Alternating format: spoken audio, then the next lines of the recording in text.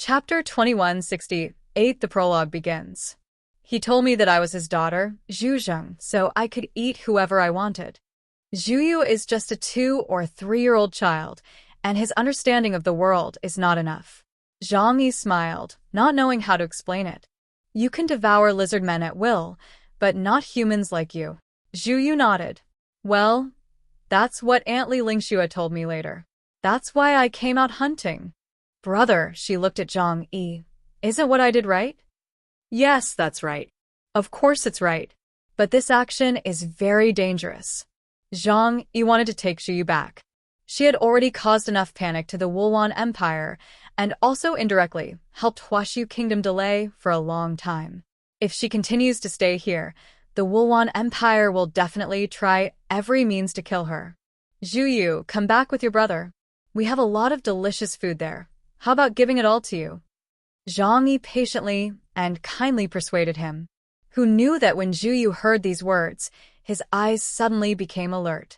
She shook her head firmly. I don't want to. If I go back, Dad will lock me up again and won't let me go out.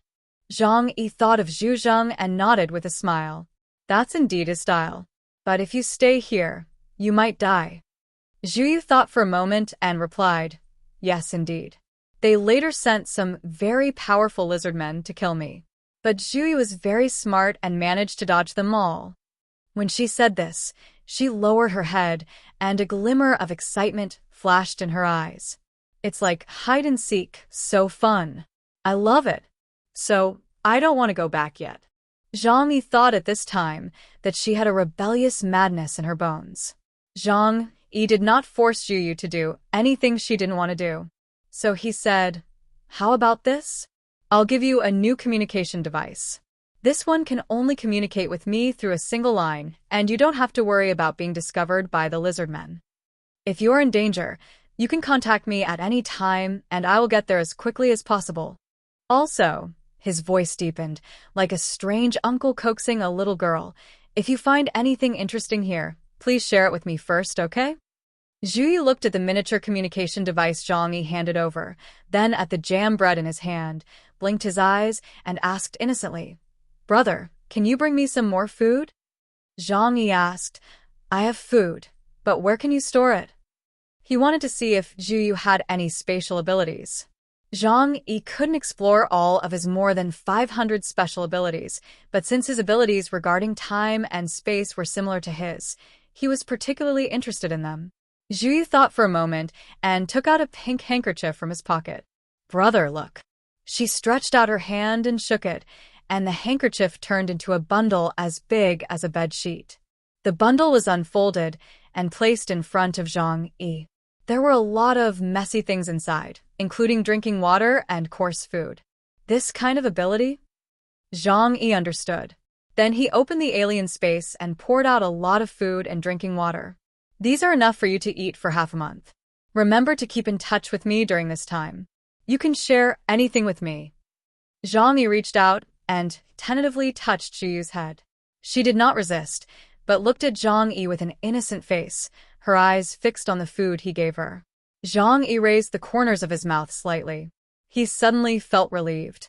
The female leader Yuan Kongya, who had plotted a shocking conspiracy, killed millions of people in Tianhai City with zombies, and almost wiped out the entire alien organization in Tianhai City, has passed away after all. The girl in front of her was Zhuyu, who had half of her genes and looked similar to her. Thank you, big brother, Zhuyu said happily. Jang E nodded, and then stood up. Have fun playing your game here, but be careful. It won't be long before Big Brother comes over to join you in the hunt. Jang E had already obtained the information he wanted from Zhuyu, so he didn't plan to stay any longer. He turned and left in Zhuyu's sparkling eyes. However, before leaving the Wulwan Empire, he did one more thing. He came to a mine and threw the big Totoro and the group of burrowing beasts that he had recruited and controlled into it. There are many of these engineering beasts in the Wulwan Empire, and they all look basically the same. As long as there is a project under construction, you will definitely see their presence. Therefore, the appearance of these digging beasts will not attract anyone's attention. Without anyone noticing, Jang E once again passed through the Sky Eye's surveillance network system. Although this behavior caused fluctuations in the monitoring network, the staff did not take it seriously at this time. Jang E returned to Blizzard City. It was already early morning. He rested for a night and waited until the next day to find Yang Xinxin and handed her all the information he had collected during this trip. This included intelligence obtained from Zhuyu about various important areas of the Wulwan Empire, such as military districts and energy plants. In addition, there is a bird's-eye view of the entire Olyuan Empire and real images of key areas. All of this information will be distributed to every member of the Inhuman Army so they can familiarize themselves with it in advance, so they won't be confused when the time comes. In addition, we can fine-tune our offensive strategy based on local imagery. Jang E said to Yang Xinxin. Yang Xinxin nodded. This was not a big problem, and the overall strategic approach did not need major changes. Brother, are we going to leave? Yang Xinxin looked at Jang E, and deep in her obsidian eyes flashed an irrepressible excitement. A massive and unprecedented war aimed at hunting down a civilization is about to begin. There has never been such a grand occasion from ancient times to the present. Yang Xinxin's favorite thing is such interesting things. Jang E nodded. The preparations were supposed to take 3 months, but I dragged them out to over 4. I've done everything I could imagine, and now everyone is getting into peak condition. Now is the time to take down the Wulwan Empire in one fell swoop. The entire Huashu Kingdom has made sufficient preparations. This is a war that requires more than 90% of the national strength. But it won't be particularly long. In the wars of the alien era, provided there is no significant gap in the level of civilization, as long as all of the high-level aliens on the other side can be defeated, then the rest is just finishing work. As for the outside world, do they need to worry that someone will take the opportunity to invade Huashu Kingdom while they are on the expedition? Chapter 2169 There is no loss. Jang E didn't consider this concern at all. Because as long as they win this battle, the resources they will obtain will cause the national strength of the entire Huashu Kingdom to grow explosively. Even if some surrounding countries dare to offend, Huashu Kingdom will be able to fight back. Moreover, taking advantage of this opportunity as an excuse, a counterattack and occupation is inevitable. Yang Xinxin basically follows Jang E's instructions, but has a stronger tendency towards strategic details. But this is also done to increase the chances of winning this battle and reduce the losses. Liu Karen's abilities were also greatly improved after he obtained the spirit of sacrifice. The original 6-month construction period was shortened to 4.5 months. What Jang E wanted appeared before his eyes. Battleship, super battleship. 3 ships in total. In addition to the one seized from the Tsongyuan tribe, Liu Karen actually replicated 2 almost identical super battleships in 4.5 months. Although Jang E has not personally experienced its power, the power of this super battleship, which exists as the foundation of the Tsongyuan clan, has far exceeded the imagination of modern military-industrial enterprises. It's time to start the war. Jang E looked at the army that could not be more fully prepared and let out a long breath. This time, he spent nearly half a year preparing for a big event. Only success is allowed. Failure is impossible. We must completely eradicate the greatest threat to Huashu Kingdom from this planet. It was not until the day of the action that Jang E notified the top management of the 6 districts in advance. We will go to war, and you'll stay in Huashu country. It won't take long, and I will end this war quickly. Jang E's tone was not particularly heroic, but rather calm. Even though his heart was extremely excited, he was paradoxically calm. Because he was not afraid, he was fully prepared. It's like a student who has studied hard for more than 10 years, but the moment he steps into the college entrance examination room, his heart becomes calm. In the Shungjing region, the Supreme Commander, Meng Yuanjun, solemnly said, Sir Handan, the fate of Huashu Nation is now in your hands. In the Northeast region, Supreme Commander Ji Chonghai said, Brother Chaos, I wish you a triumphant return. The top leaders of each region did not say much at this time. They were also excited and nervous in their hearts, as if a string was stretched tight. This string embodied great hope, but they were afraid that if they spoke louder, the string would break. The battle of national destiny. That's absolutely right. If we win, Huashu's national strength will at least increase several times.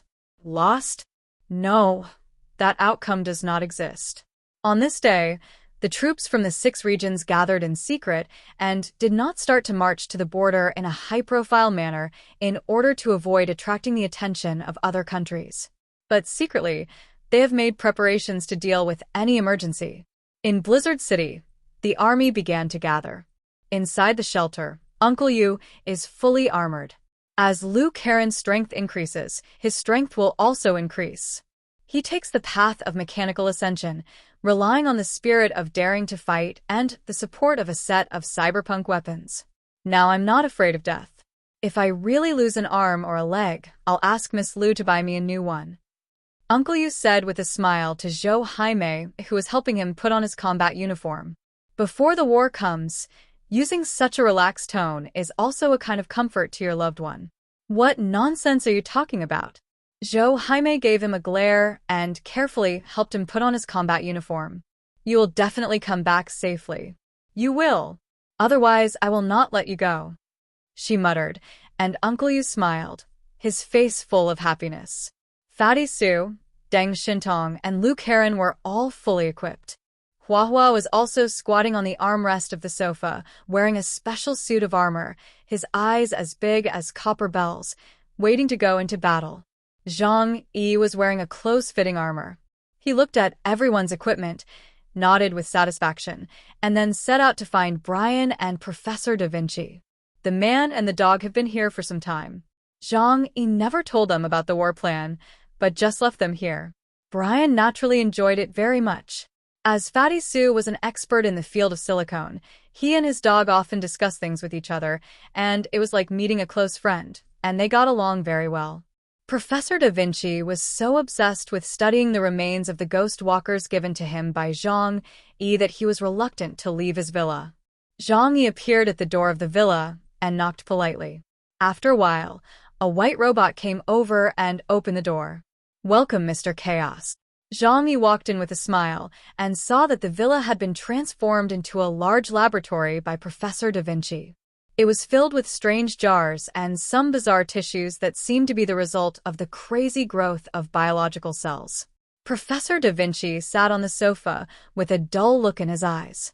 There were a dozen empty bottles beside him, and his clothes were covered in dirt, which seemed to be vomit. "Professor Da Vinci, how have you been lately?" Jang E greeted him with a smile. "Oh, not bad. Hiccup. I'm living comfortably here. No bad people come to bother me. But hey, Chaos, are you guys going to have a war?" He staggered to his feet and looked out the window. The entire Blizzard City was in action, and the noise naturally did not escape his ears.